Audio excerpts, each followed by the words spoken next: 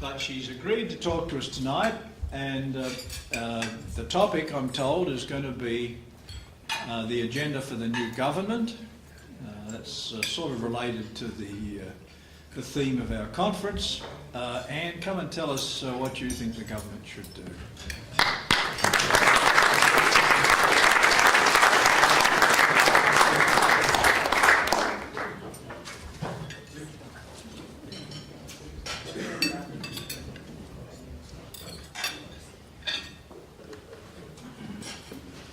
I seldom have to correct Nick at all, but I have to make a small correction.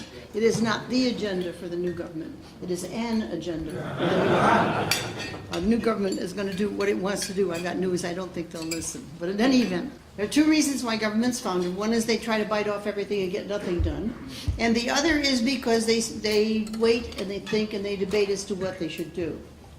And a new government has a challenge, I think. They have a honeymoon period in which things must be done. They must be seen to be getting done. They cannot wait for everything, but they also cannot do everything. So the problem is not to identify all the problems. The problem is to choose which among those problems you can act on. Now, you can't act on everything, but there are some things that are easier to act on than others. There are some things that can take effect more quickly than others. And so I would distinguish between what I will call the decree agenda and the legislative agenda. The decree agenda is what you can do by fiat if you then get your people working for you and doing the right thing. Removing a regulation, for example, or weakening it is something that can be done without passing a law.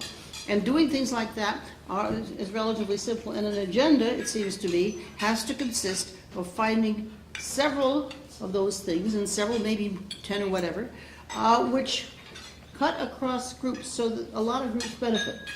And if somebody can't say, well, we're the only ones taking the hit. You can't just do one thing at a time. There needs to be something of a package that way. So that's the administrative agenda. Then the legislative agenda is harder two ways. One, normally it takes a plan, and it takes a lot more complicated plan. And on the other hand, something has to go fairly fast. So let me talk about what I think an agenda might be. You can have your own, the government can have its own, and if I had one message, it would just be we can't do everything. So let me start by listing partially some of the problems that we all think India faces, simply to prove to you that they can't possibly take it all on at once, and it would be foolish to do so. We've already talked about the labor and the capital and the land market, and they're all a problem. There is a fiscal problem, and I'll come back to that because that's of fairly major importance. They've got to stabilize this fragile economy, and they've got to stabilize it, I think, fairly fast. They've got to restore government finances. That's another problem. They've got to cut subsidies. That's another problem. How about letting the central bank pursue anti-inflationary policy? That's certainly on the agenda somewhere. Then there is, of course, the one that everybody talked about today, and I hate the term creating jobs because it's the people who hire you who created the jobs. And all the government can do is indeed, unless they want to hire directly, all they can do is create incentives or create a playing field on which people will indeed find it profitable and have an incentive to hire other people. So I don't want to talk about creating jobs, but there's a lot there that needs to be done that would enable employment and employment in sectors with higher productivity to go way up. The labor and land laws are very rigid and do need changing. There's the electricity issue. I'm just going through a few of these to indicate why we can't do the whole thing. What about coal? What about roads? What about ports? Taxes and tax administration, just going in no particular order. Cutting red tape in general, the goods and services tax. Pakistan and foreign policy didn't even come up today, but I think it's pretty big too. Obviously food policy, NREGA, infrastructure. 10% of Indians work in the formal sector. The number today implied it was much greater than that. 17 if you add public and private together at max. So 83% of the labor force is not in that sector. That's an issue, it seems to me. The courts are incredibly slow, so that even if the courts function, and everybody gives India credit for reasonable courts, it can take 10 years to get your inheritance or whatever through the courts, not to mention property disputes, land issues, and things like that, and so on. The World Bank has a new number saying that the average firm already established, okay, so it's not a new firm, it's not trying for anything new, just to keep going, has 70 administrative clearances it has to go through per year. One number. There are lots of these things. There are so many that the government really does have a major problem, I think, in terms of picking off what it can do quickly and strategically, what it can do to balance things so that no group in society thinks, okay, we're the only ones picked on and everybody else is getting a free ride, and simultaneously showing enough in their honeymoon period to have progress and to give promise of more rapid growth later on. So the trick is going to be to choose. It's not going to be to do everything because they can't, and it's not going to be to sit back and wait and study the problem. Finding something in between is hard.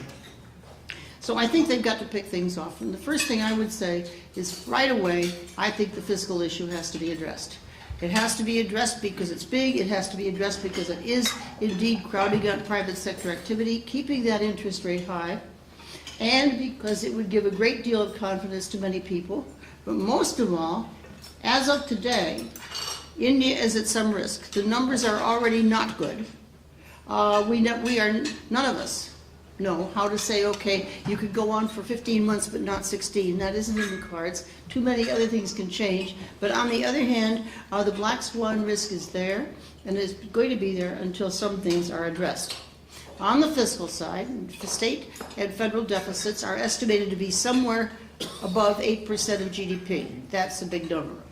And while the debt itself to GDP is mostly domestically, the federal debt is, government debt is mostly domestically held, again, a number somewhere in the 70 to 80% is a big number. It's not huge, but it's big. Somebody say it's okay, it's better than the OECD. There may or may not be truth to that, but a lot of the private firms have an imbalance because they borrowed in dollars and they're earning in rupees. And so they've got a currency mismatch of major proportions. And should, for any reason, the rupee need to change, or the rupee by market forces be led to change, and it should be market forces that do it, there could be big problems in the corporate sector because of the rupee imbalance, which would immediately feed into the banks, which would immediately lead into the same kind of crisis as if it were sovereign debt itself that led the issue. So I don't want to be alarmist, and I don't want to say things are going to fall apart immediately. The longer it goes on without correction, the more risk there is that something will happen that will make that bad, and it could be. So I would argue that on the government's agenda, it is highly desirable that addressing that issue come quickly. Now, having said that, my proposal in that regard would be, and they could of course do and will do what they want to do regardless of all of us, but my proposal would be, as I think I said today, keep real expenditures, not nominal, real, constant, over the next N years, where N might be, my preferred number would be 3, you might choose 2, you might choose 5, but somewhere in that neighborhood. Announce that you will find additional monies for things in your program by cutting subsidies. There's 5% of GDP or thereabouts to be had.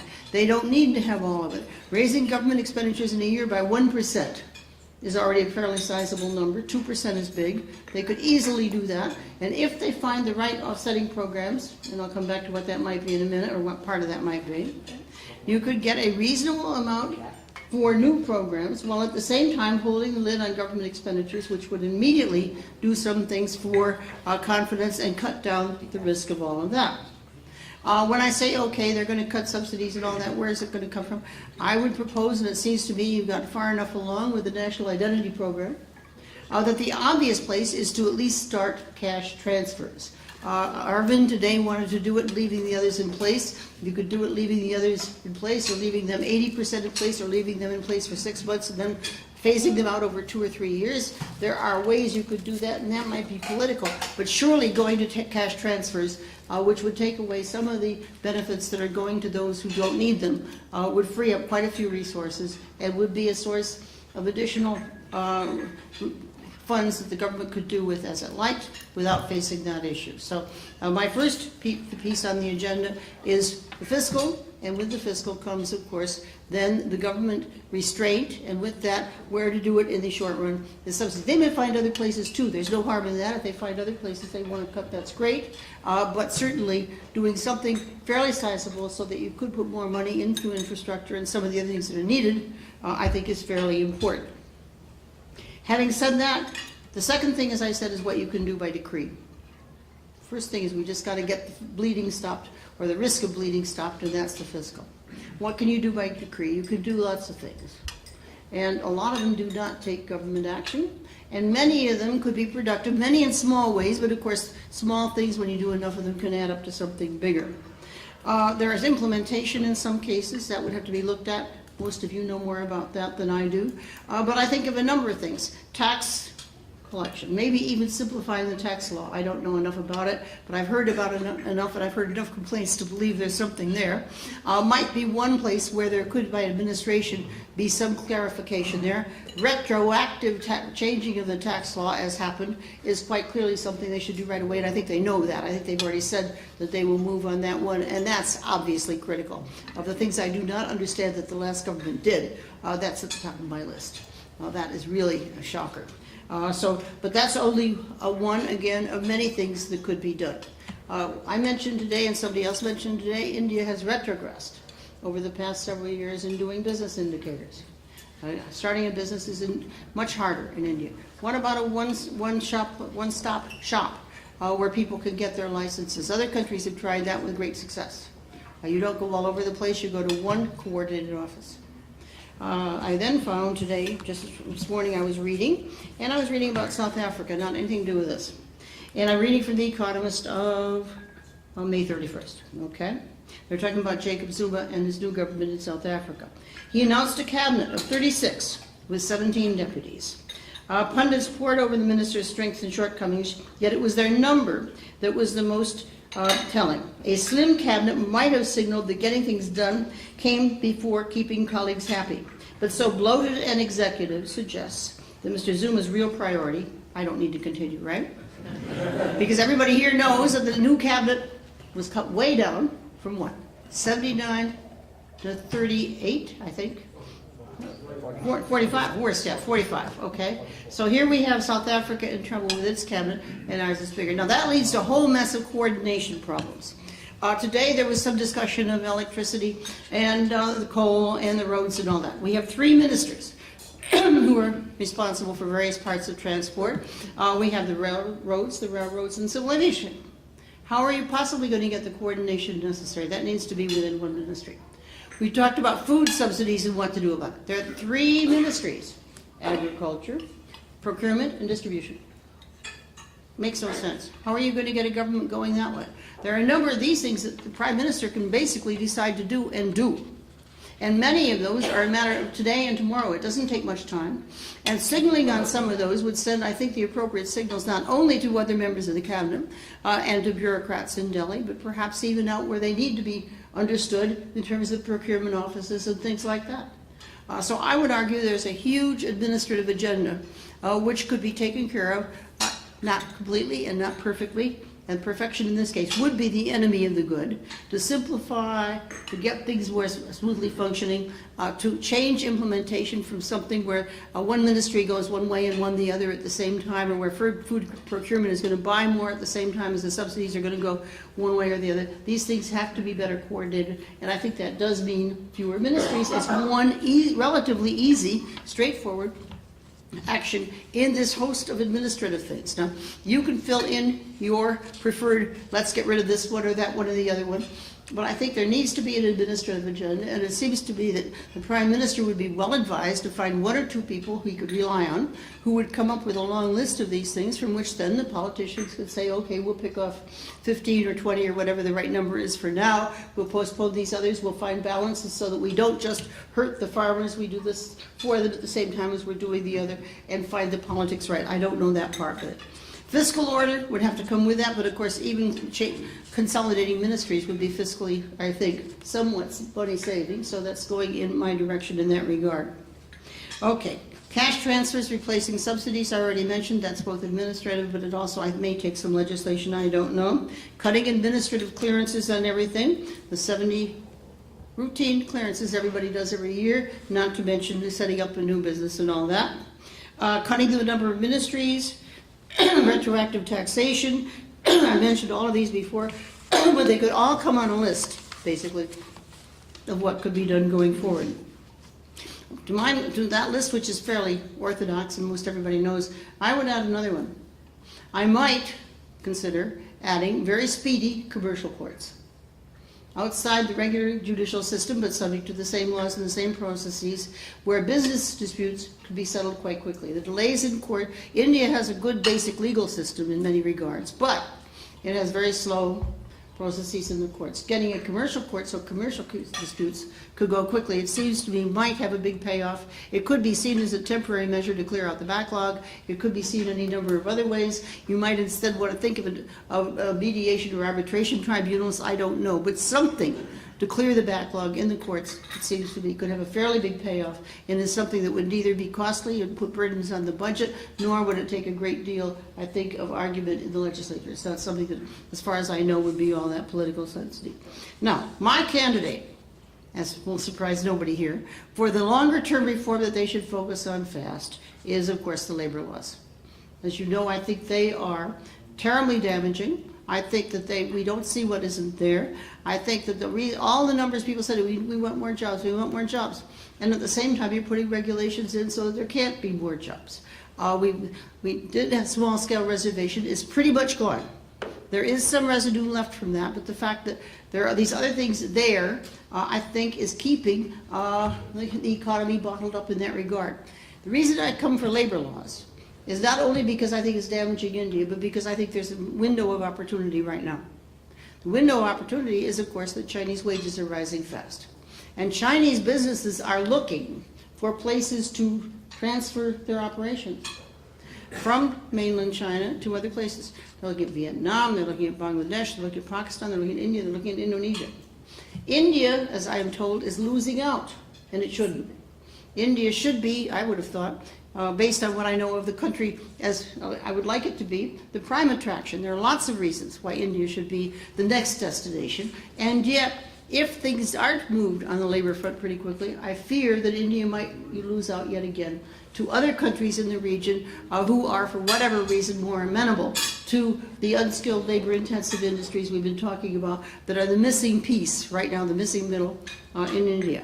Now, maybe you'd have to do it over phase time. Maybe you'd have to do it, say, okay, we will not reduce the protection for existing employees, except I'd want a drab somewhere, I want a little bit, but you could do something like, but grandfather it so that new firms setting up would not be subject to the regulations. There are ways of protecting the existing groups with, at least, as I said, I want to do something. I don't want to leave them totally untouched. But on the other hand, not having them all of a sudden one day wake up and discover, okay, all your rights go on. But prohibition or making it very difficult to fire workers really inhibits companies from hiring workers. Ironically, it is the prohibition against firing that prevents the hiring, because then you're making a worker just like a machine in the sense that once you've got it, you've got to keep it.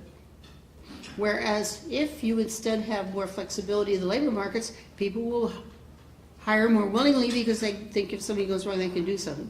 The country that I think proved that to everybody was Chile, where they had very strong, very restrictive labor markets, and where firing was virtually impossible. It cost you 3 years' salary to let a worker go after he'd been there 6 months. Yeah, very nice to perform badly. But in any event, be that as it may, the Chileans removed that law, and they did that at a different time than they did other things with their labor markets, and that was when employment really burst forth. Again, in the unskilled labor-intensive industries, because this is where people were afraid of having a working force where demand fell and they couldn't do a thing. And if you already have your capital equipment and you already have your debt, and you also can't lay off your workers, if hard times come, what are you going to do? So that the flexibility there may not be the only thing you want to create, but you certainly seems to be need to try, and that's one of those things that could be started. As I said, you might phase it in gradually. You might say, okay, right now we leave all protections in place, but anybody who opens a new business is not subject to those. You'd have to think through carefully what the minimal code would be, but quite differently. You could relax the restrictions on firing to some extent and make it easier. You could, again, simplify procedures for all of these things. I can continue down the road that path. But the point being, not that I know exactly what, but it seems to me that the new government could, within 3 to 6 months, have a reasonable proposal, and in that proposal, not only the first steps, which would have to be fairly concrete and would have to be taken quite away, right away, but they would also have to go into the roadmap for getting from there to a much more flexible and healthier labor market going forward. I don't want to mention the details because obviously there are the politics involved, but on the other hand, to have a restraint as we now do on firing and all of the difficulties that creates and all of the choking of the labor market seems to me to be so very costly in itself, and then with the opportunity coming from China, much more. Now, I think it's very important, that's my list. I could, of course, add land laws, I could add lots of things. If they can do something, that's fine, but I fear that focusing on everything means focusing on nothing. And I think that it's important to say, okay, these are the things on which we will focus. Administrative law changes can be much broader. Fiscal has to be there, but then pick off one, the labor laws, announcing that land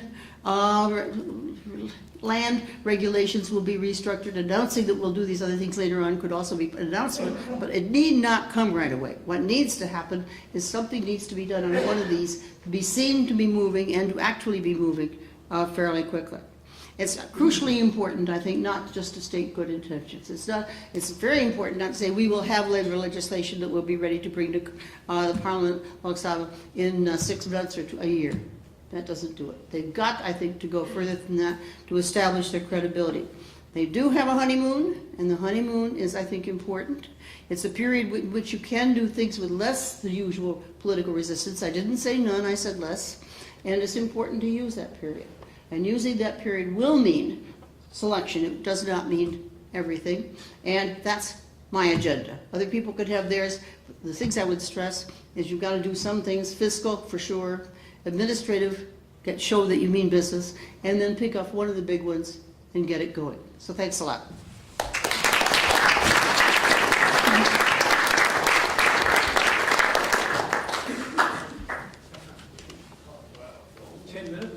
Questions? Come on.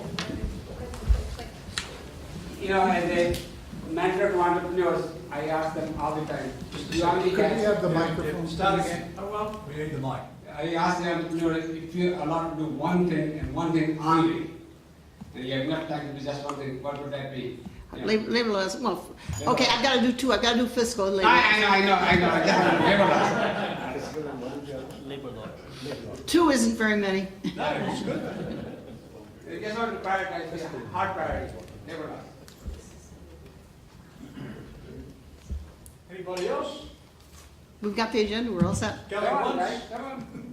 going twice. That's it. Come on, guys. Okay, Anne, you're off the hook. Arvind has a question. Oh, I'm sorry. Question here? No, he's lost his courage. Take In fact, even this is about this chapter 5B of the Industrial Disputes Act. Even that, it seems to me, can be done actually without any legislation. They're supposed to be, because the law says that if you want to lay off any workers, you should seek permission from the government. That's all that the law says. And then, of course, the permission is never given. Yeah. But there are associated regulations which I haven't seen, but there have got to be, every legislation, the implementation regulations have to be issued. Now those regulations could simply put two conditions there. One, that here are the conditions under which permission may be granted. Second, if no decision is made within 30 days or 60 days, a decision would have been presumed to have been made in favor of the applicant.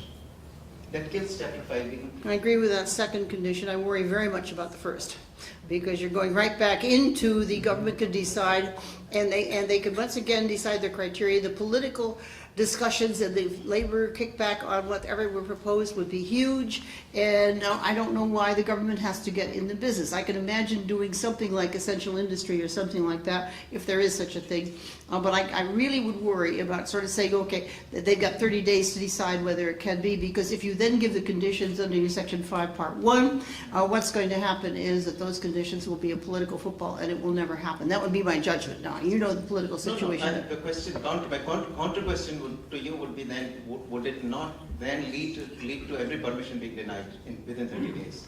Well, that's why I don't want it. I mean, that's what, unless you have a very clear-cut permission, and I can't think of what such a clause would be off the top of my head right now, but unless you have a very clear-cut objective criterion, such as you might deny permission in the case where the government opened the factory within the past 5 years. I mean, something like that. If you found something that specific, then I would worry as to why on earth do you want that, but that's a different issue.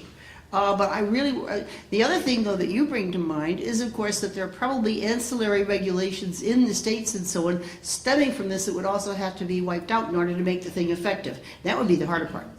No, the center can do it. Because if the center issues the regulations which override, I mean, in the constitutionally the central regulations will override the statements. Yes and no. This is concurrent list. I had a friend who tried to did build a small generator factory in Haryana, and it was just after Rajiv Gandhi came in and simplified everything, and you didn't need all the cost benefit and all that stuff, the import investment permission and so on. And he borrowed money from friends. It was the sister I knew, not the fellow, but he borrowed money from friends. He built the factory. He got up, and all he needed left was his water and his power permissions, and there were no more of the cost benefit, go to the Reserve Bank, etc. So he went to the power authority. He said, I need my power hookup. Whereupon they said, okay, where's your cost benefit analysis? That's your state. I know, but that's what I'm saying. They could do the same thing on labor, and that's what worries me. That there's got to be a way to get it out of the states. We'll take this one last question because Anthony tells me we're off the air, but Off the air, what is that? now mean? I mean, she wants to do something. I'm Okay. not sure what it is.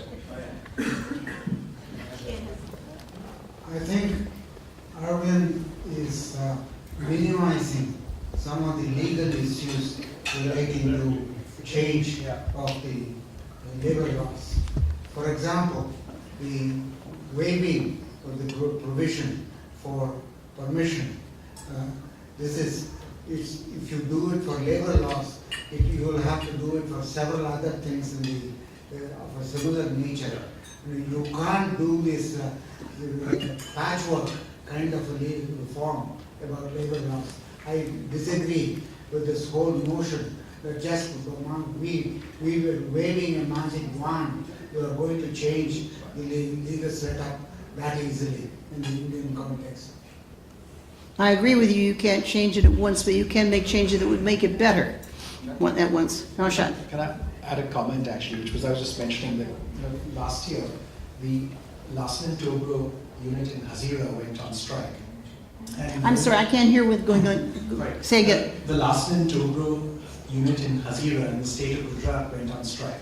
Mm-hmm. And Narendra Modi, as the chief minister of Gujarat, declared, he said that the L&T unit there was an essential service because they made parts for the nuclear program and so on. And therefore, as an essential service, the strike was illegal.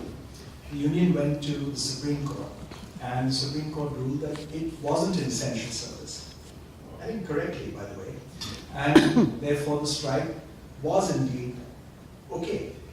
So I really think, I want to come back to TN's point, that any of these sort of, if you try to bypass the key issue and not confront it directly, I don't think we'll get anywhere.